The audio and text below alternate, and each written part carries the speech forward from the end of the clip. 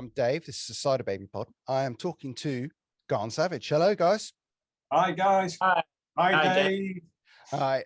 Introduce yourself. We've got Ian there. You are Ian Solbecker. I'm a bass player officially for Gone Savage, but I tend to wash many pots. So, yeah, bass player first and foremost. Okay. Hi, I'm Will Glover. Yeah, I'm the singer in Gone Savage, and I tend to dirty those pots that Ian then has to wash. That's the way we work, really. He tells me what I've done wrong. Oh, right. It's very much like that, is it? Sorry, Ian, I'll try not to do that again. No, you're absolutely fine. We're quite relaxing and relaxed, Dave. So, yeah, we work hard and we laugh loud. Good. Yeah. Good. Tell me a bit about Gone Savage then, because some of the viewers here may not have heard of you. So how did you start? How did it come into being? And Okay, well, we've been going for years. Cut that bit out. A long time, yeah. The kind of 90s, I think we probably started, didn't we? And started off with, we were kind of all in a background of AOR type bands. Yeah. We had Jim, the drummer, out of Dare. I was in a band called Sam Thunder, and Ian was in a band called Sweet Sin, and we'd all be doing, we'd kind of gone through the hair metal period, if you like, and we wanted to do something a bit more edgy and a bit more earthy. And we thought, that was where the kind of name came from, Gone Savage, because, we've done the hair stuff and, not quite losing it yet, but, it's on the way. And so we decided to do something a little bit more down the line and picked the name Gone Savage. And yeah, we did okay, I think, in the early 90s. We played a lot of nice places. Never managed, we got close to a record deal a couple of times with various labels, and then situations overtook us with managers and stuff like that, and members changing here and there. And we ended up disbanding come about 96, I reckon, something like that. Yeah, 96. Was it 96, you reckon, Ian? I'd say so. It was around about the time, and we all kind of went our separate ways. Yeah. Did you move then, Will? See, we're based originally around the Manchester area. So for the viewers who know the area, North Manchester, which is Bury and Bolton, and that's where we was. I'm not quite sure. I've always been in that area, but you've been in different areas as well, and possibly that was kind of where we kind of broke a bit. It was back in the day where the connectivity through the internet and all them kind of good tricks wasn't there. So it just wasn't there. And in some respects, it was better, because I always quote the fact that nowadays, I mean, I sound like an old grumpy man, but it's too easy. When we was doing it then, it was as simple as we are rehearsing every week on a given day. And that was it. That's the location. There'd be no communication during the week. Basically, if you didn't turn up on a Saturday or Sunday, or whatever the given day was, your chances are you'd never come back in that band again. So you had to just rely on the fact that each one of you was going to do the right thing. And that's what it was like. So as things moved on, obviously people and you built up a fan base based on that, didn't you? And people knew you played local pubs, clubs, and the area. You got bigger and you grew into that area. And now we've probably got thousands of more people that listen to us now, but they're all literally all over the world. Yeah. And so, to get people together, you'd have to fly people in from Australia and Canada and places. But, we haven't got millions of fans, but we've got people dotted all over the place. So the internet's easier to get a widespread, but you don't get that loyal fan base. You don't get that you used to get because, everything's gone international instead of local. Yeah, we don't do, we're not in denial, Dave, as well. The fact that, so like the last couple of years has been difficult for everybody. Yeah. We've been focusing on our album, which we've done ourselves, and the fact that you need to get out and touch the grass and play it and meet the people. So we've not had that opportunity to really focus on that. With myself and Will we're the key holders for this band. We get other people in to help us to record if need be. I write the music, Will writes the lyrics, the melody. So we're not ever going to be reliant on other people to write our music, but we will be to make it, well, go out alive, so to speak. So the last couple of years hasn't helped the cause. And that's for the same for a lot of people, but at the same time, it's meant us focus on the product, which is the album. Yeah. And we're really proud of that. So we want to bring the two together. And as Will says, the only way really to get that back in and click in local is to play. You know, the internet's great, but you know, like Will says, you can't get all of our followers into a location from around the world. It's not going to happen. So it's quite difficult. Yeah. Other than people have been doing the like live cast through COVID. Not quite the same, I wouldn't have thought, but it's not a bad idea. It's not, and you've got to try all the tools you can to connect. It works to a certain extent to get yourself known, but you're going to have to follow up with live gigs at some point. And I think somebody who's done it quite well is Verity White. She and her husband have done quite a few these podcasts, but they've also gone out and played live, and they do attract an audience, which is tough going in these times at the moment, I think. But I think we'll get over that, personally thinking, but we shall see. So, well, touching on gigs, then, have you got any gigs lined up, or are you still waiting? No, at the moment, which because I mean, certainly a lot of people that tune into this will be familiar with the DIY side of music these days. Yeah. And literally, myself and Will are just doing all the admin. It's hardly rock and roll, you know, but it has to be done. We don't have any support behind us. So we have to do things like we have to record and we have to release and then we have to market it. Very boring, but we can't breathe until we get somebody else to take on these roles. It's a really difficult thing. You know, there's a lot of two-piece bands. I mean, we couldn't be, but there's a lot that can. But people need so much, and it takes so much time these days. So yes, definitely 100% want to play, and we will play. But it's just a case of we've only got one pair of hands. You know, it really is that hard at the moment. It's so much work, and you know, and to be fair, Ian does 90% of it, to be perfectly honest. But it's so much work. You wouldn't believe what he has to do just to keep us at a level that we're at now. And you know, you start to think, where do we have time for the music anymore? You know, we've done the album now, and it's definitely, I would say, the best thing I've ever done, and the best thing Gone Savage has ever done. Me and Ian have got another side project, and we wrote stuff, and we wrote about, I think it's about 70 songs for the Revolution at the Zephyr side project. But we've really focused on this for 2 years, I think now. And we've come up with something that I think is superb. You know, obviously I'm biased, but everybody else I've played it to, I've been in front of them going, is it superb? No, I haven't. But they, you know, people think it's really, really good, and I'm really proud of it. And then, you know, you kind of, when you're doing it, you think, as long as we like it, that's all that matters.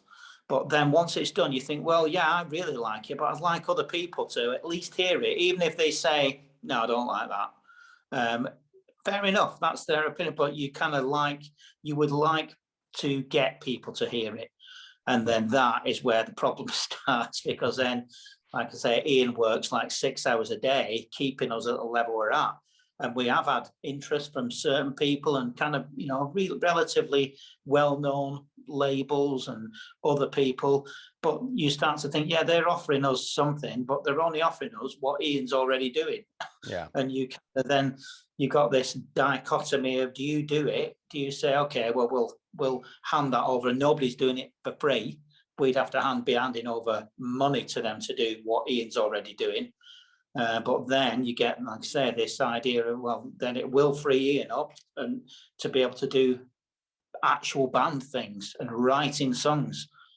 So it's a difficult one, isn't it? You know, the DIY thing has been taken not just from the DIY musically and the recording, but you are literally a DIY band in every sense. You're a promoter and an agent and a manager and a record company and everything else in between. And once you add social media into it, you can take another 2 months out of your life to do that as well. That is very true. Do you Very think the day of the record label is coming to an end? Well, from a point of view that there's absolutely zero money. Example, Will touched on it there. There is some people probably got some money, but it certainly won't come down to the, us amoebas down here. But what you find is that, as an example, Will touched on it there. So I approached a label, and they loved it, loved it. But we can't do anything with it until you have built up your profile on social media. Right. Okay, so I do all of that, you do all of that.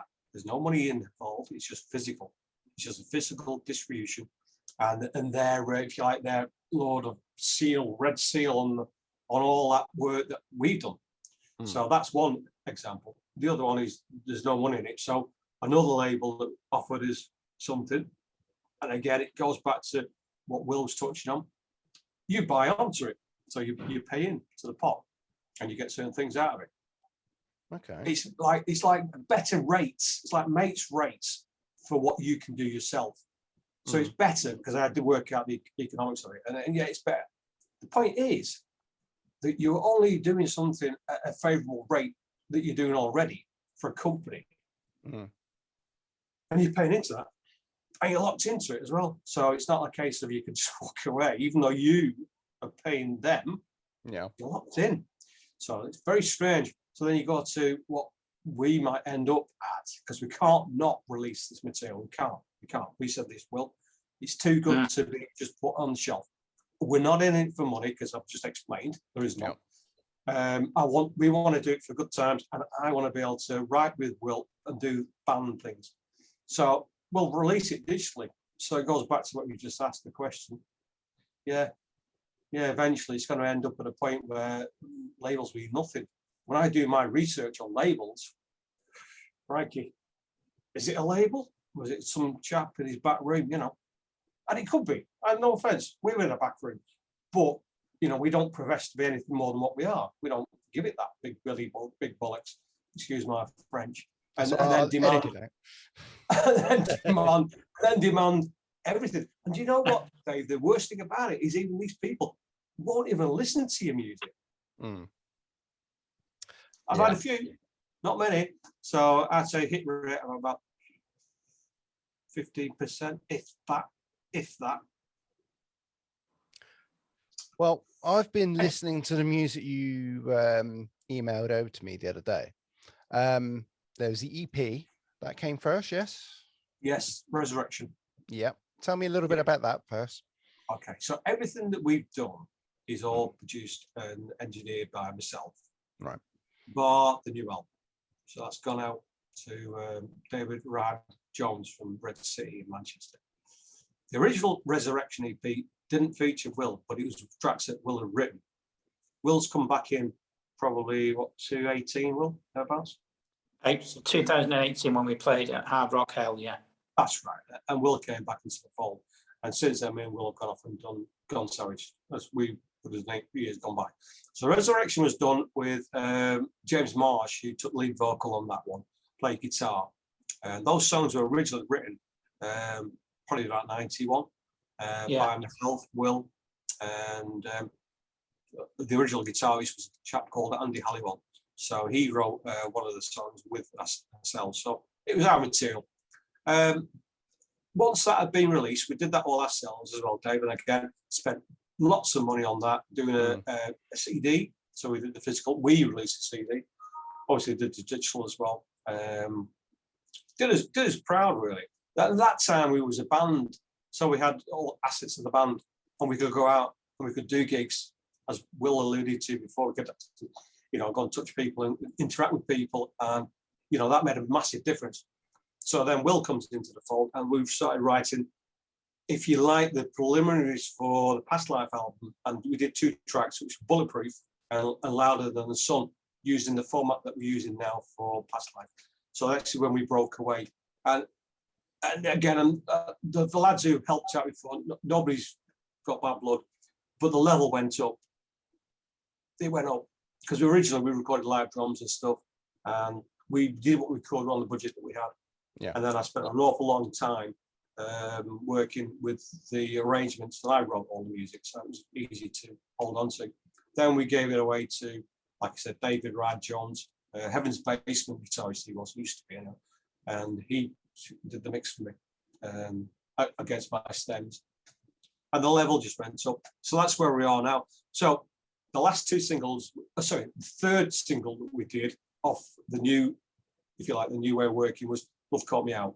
We redid that because Will came back in. Yeah. We originally wrote it, God, 30 years ago. 13. It was a long time ago.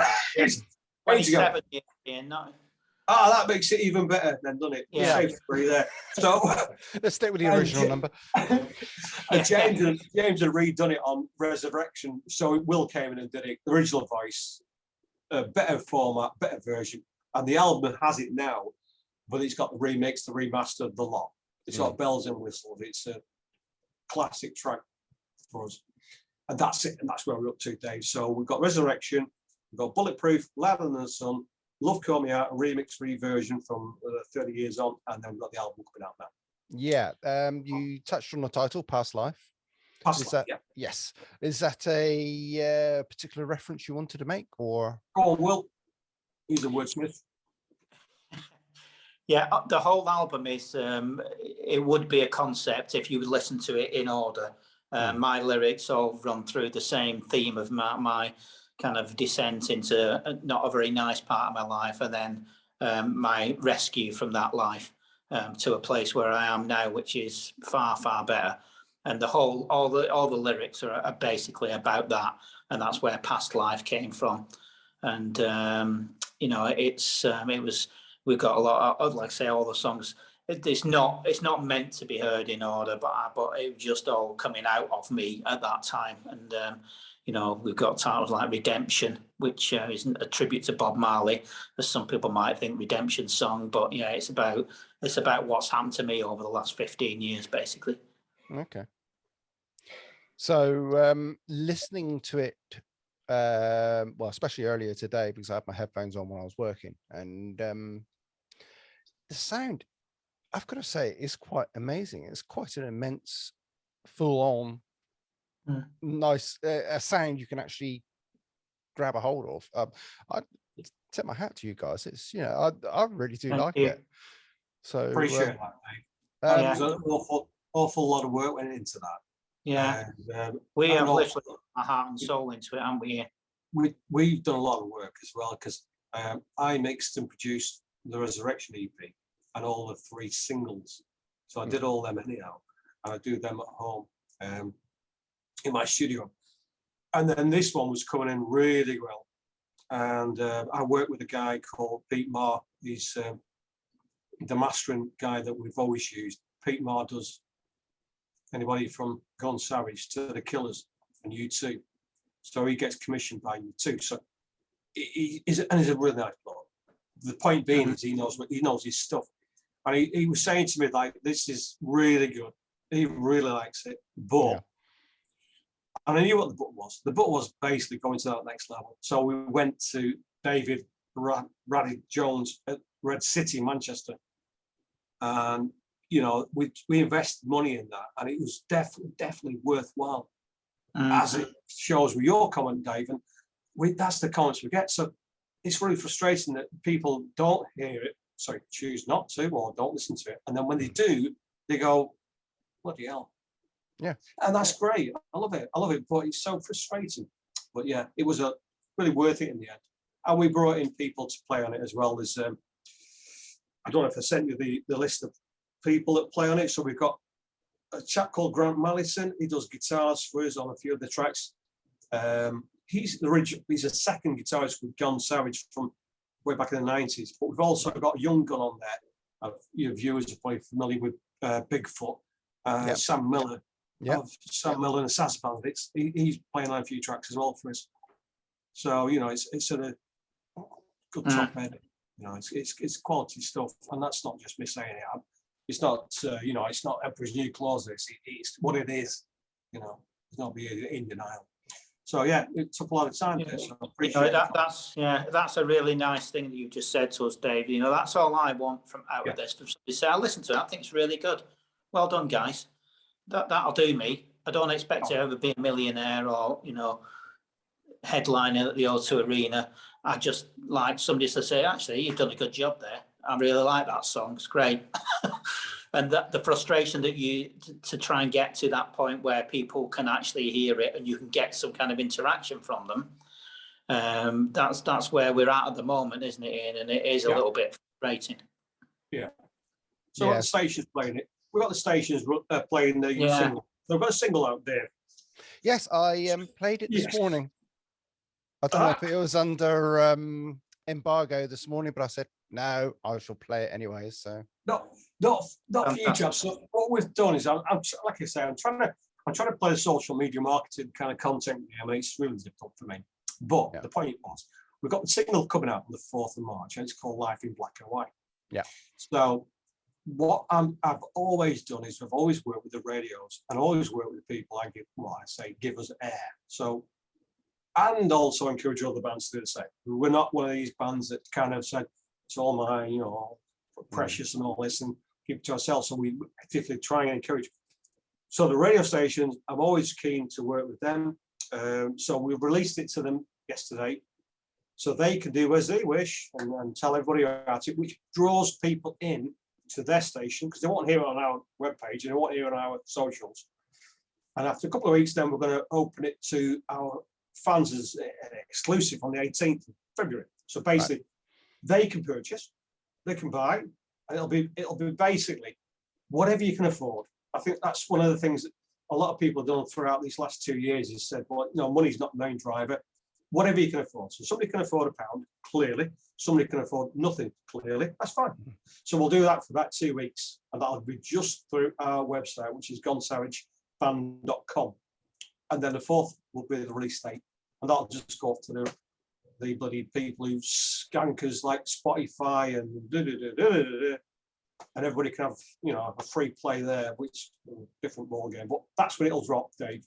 Yeah, so don't get me started on 4 week Spotify. period. No, neither me.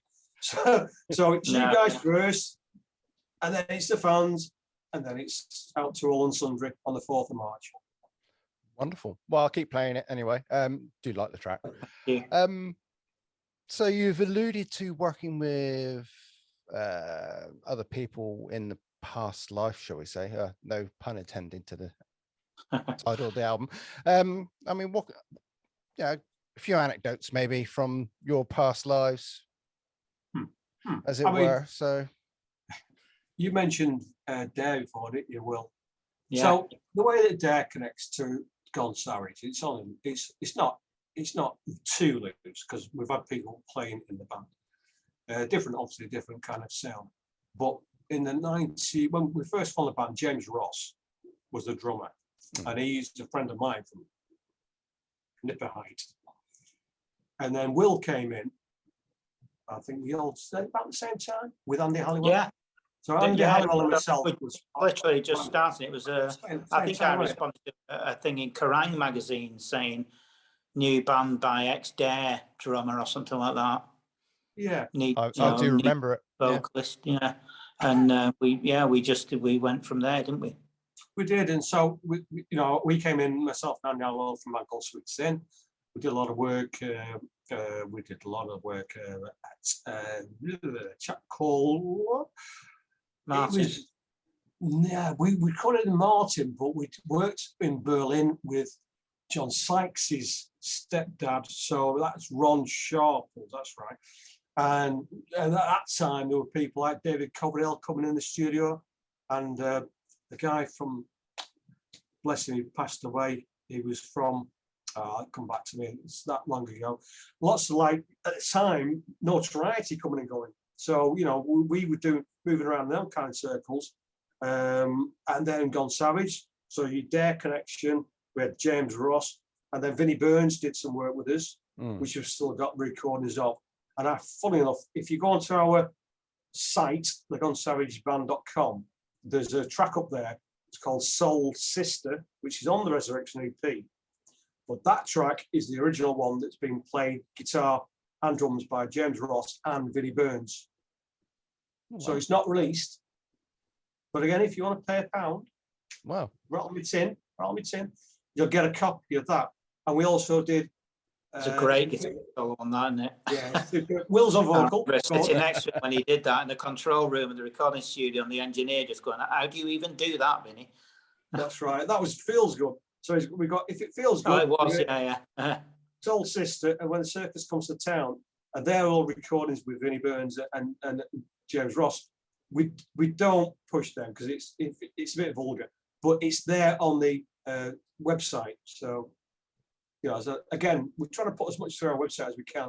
Yeah. So those were quite good times, obviously. After that, Will, you did Sam Thunder, which I think some of the guys Prior to Blood Red Saints. Yeah, the bass player Rob and the drummer Andy. Yeah, they were all in Sam Thunder with me. They know Blood Blood Red Saints. Yeah. And They played at the same time as us, didn't they? They did, yeah, they did. I don't know if you're familiar with them, Andy, Dave, but they're a really good band. Signed to Frontiers. They've got, I think, on the 3rd album. Cracking band, really good band. I shall delve through my Frontiers catalogue and. Blood Red Saints. I'm pretty sure I've got something by them. Yeah. So I'll look it up. Yeah. Okay. So back to Past Life. You're hoping to get that out middle of the year, maybe? Yeah. Well, as I said before, if we cannot get any movement from any of these lovely labels, no, I think we're going to have a date of around about the end of May. Right. Because we've got momentum at the moment. It goes back to the DIY thing. You know, when we haven't got a wash of cash, so we can't suddenly appear, and everybody goes where they come from. Well, it's paid, obviously. So we're having to build our profile. We don't want to get to a stage where it wanes because we have nothing. So the drop dead date will probably be the end of May, and that, unfortunately, that will be through Spotify. Don't swear. I'll try it on the webpage first, but I don't think it'll work. I know, it's a shame.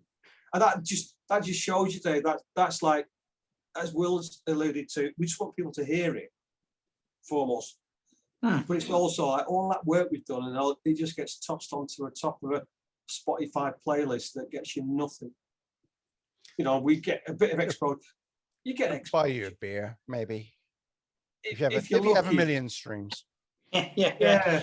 What is it? Yeah. You There's can lots get of like a coffee with about 4,000 plays or something like that. Something like that. Anyway, we're always split. That's what it is. I mean, I'm not anti. I just feel that, you know, for people like myself and Will and bands like us at this level, there's no help. Absolutely zero help. It should be like a little bit, you know, if you've got a breakthrough of say 1,000 followers, clearly you're going to make a little bit of money. But if you're only sitting at and you try your best at 100, there should be somebody who says, "Come on," relative to what you're trying to achieve. But that's too sensitive, I'm sure. Anyhow, that's my thought. My 2 pence. Okay, so what's the single called again? Remind the people. Life in Black and White.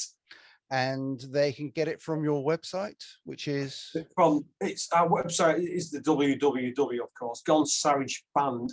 So it's gonesavageband, all one word.com. That'll be up to buy at a price that they can nominate from the 18th of February. Excellent. Then we'll release it as in to all on Sunday on the 4th of March. But if you want to hear the tracks currently, if you want to hear that track currently, if you go onto our webpage, sorry, not webpage, you can actually go that way if you want, but if you go onto our Facebook page, so that's Gone Savage UK, you'll be able to link now to stations that are playing it. You'll be able to hear it now.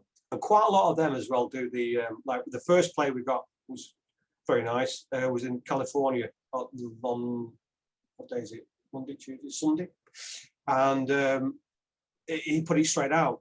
It's on a bit like Mixcloud or Play It Again. So if you go and have a look through our site to his link, you'll be able to hear it. Happy days, you know. So that's what we're doing. Okay, Ian, Will, thank you very much for your time. I wish you all the best for your release of the new album, Past Life. and hopefully we'll catch up soon and have a chat. Thank you so Thank much you. for your Yeah. time. No Yeah, worries. thank you. Thanks for supporting us and all the other bands that you support. No worries. Take care, guys. Take care. Bye, Dave. Yeah. Thank you. Bye, Dave. Bye-bye.